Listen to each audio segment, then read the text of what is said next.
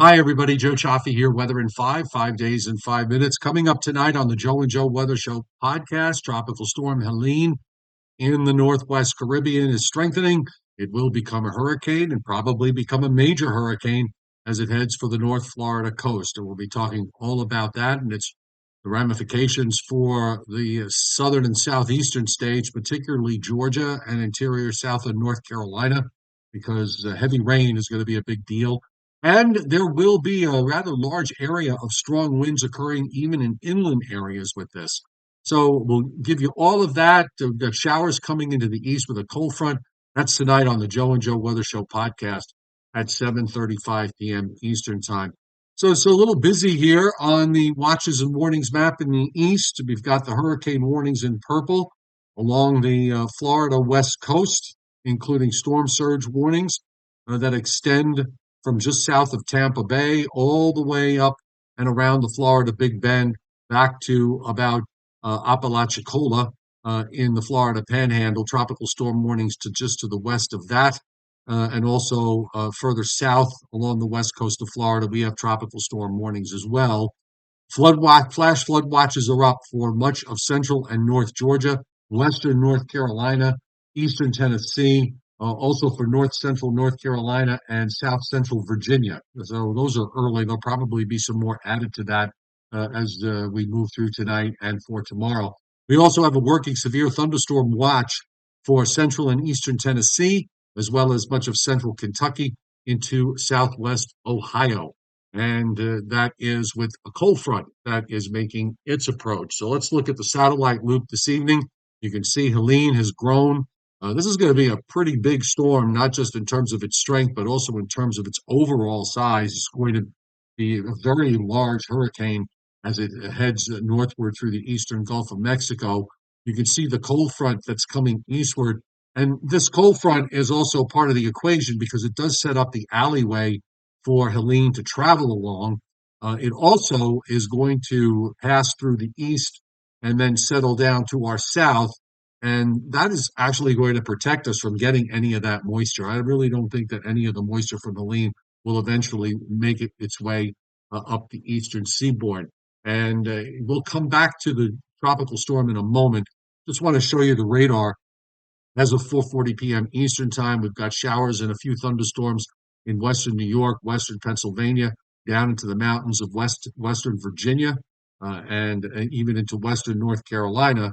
Then you've got where the severe thunderstorm watch is up. You've got some showers and storms, and the yellow boxes are all severe thunderstorm warnings that have been issued this afternoon in parts of central Tennessee, as well as into central Kentucky. That is that cold front moving eastward. We're seeing also some severe weather around northeast Indiana and in northern Ohio. Even a few tornado warnings have popped up there.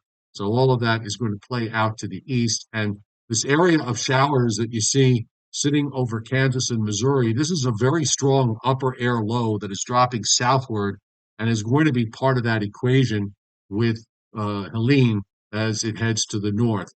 Storm Prediction Center, the slight risk area is almost in the same area that we have the severe thunderstorm watch up, north central Tennessee, northeastward into southern Ohio, and southern West Virginia.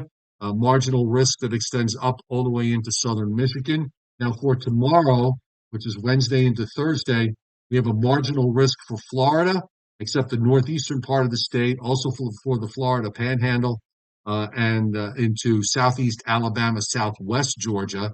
And then day three, this is Thursday into Friday, and we start to see the impacts of severe weather, possibly from Helene. And this is going to depend on the track. Anybody to the right of the track will probably be at risk for potentially some severe thunderstorms in the mix, along with the possibility of some tornadoes. Central and North Florida, except for the western part of the Panhandle, much of southeast Georgia, and much of coastal and actually even areas inland in parts of South Carolina. Rainfall. This is a big deal for the mid-Atlantic down into the southeast and into Florida.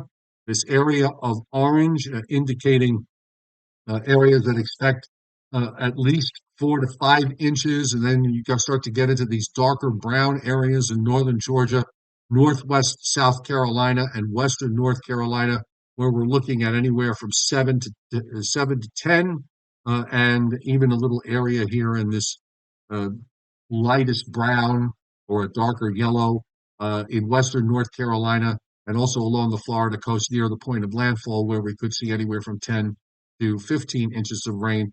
The wind from the east in North Carolina, South Carolina, and into Western Virginia is going to create some orographic lift with the mountains, with the southern Appalachians, which is why you see the rainfall is heaviest in that zone, Western North Carolina down into North Georgia. So let's look at Helene on the satellite loop this afternoon. The shear is stopped. The shear was being caused by an upper low to the west, and also on the Pacific side, we had Hurricane John, which was causing some blow off shear. That has now weakened, and the upper low has moved away. And we're seeing what's happening now. It's wide open for strengthening. Thunderstorms are developing on the west side and closing in on the circulation center. And as it's now moving on a steady course toward the north, to the northwest, and into the Yucatan Channel. The hurricane tracking models are all clustered up along the north coast of Florida. The GFS model is actually furthest east with this. The hurricane models, the European to some extent, and the ICON are all further to the west. So this track is going to be very important for areas inland in Georgia and into South and North Carolina, because the core is going to hold together thanks to that upper low I was showing you earlier. That core is probably going to hold together longer, and that's going to create some very strong wind gusts along and east of its path as it moves up to the north, and then eventually gets deflected westward through Tennessee as a dying tropical system. This is why we don't think there's going to be any issues with regards to moisture from this coming up the eastern seaboard. The intensity models, most of them strengthen it at least to a category 2 and to a low end category 3. I think there's a chance here that we could see this outperform to some extent. So we're going to be watching all of this, of course, very carefully. So here's how it plays out on the GFS. First of all, we still have the onshore flow in the northeast and mid-Atlantic states. Now we've got this cold front pressing eastward that's going to have a tough time getting through, producing showers on Wednesday, mostly later in the day, Wednesday into Wednesday night, and even lingering into part of Thursday. Helene, in the meantime, clips the northeastern corner of the Yucatan, then moves north and north-northeast. The GFS has a landfall along the Florida Big Bend.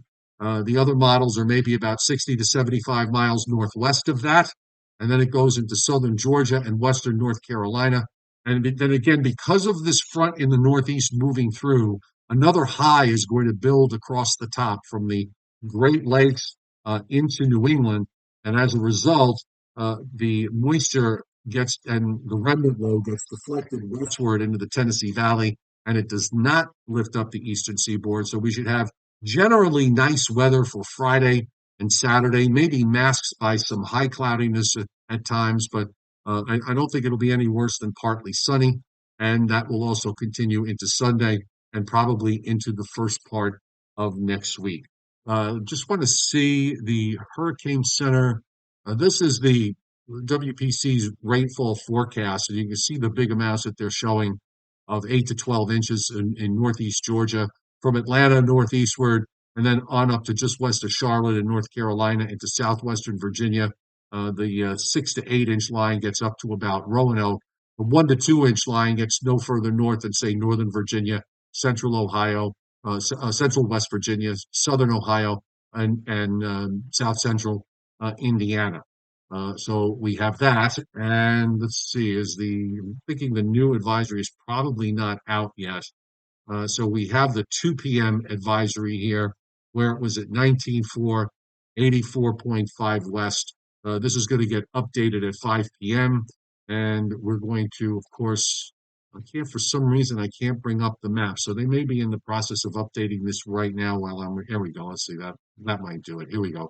So this was the earlier forecast as a hurricane, becoming a major hurricane by Thursday morning when it's off to the east of the Florida Key, well east of the Florida Keys, and then moving northeastward onshore on the western portion of the Florida Big Bend, and then northward as a tropical storm in North Georgia, and then finally weakening as a depression in southern Indiana. So be sure to tune in tonight on the Joe and Joe Weather Show podcast for all the latest on Helene, and in fact, the latest on all the weather across the United States. That's at 7:35 p.m. Eastern Time.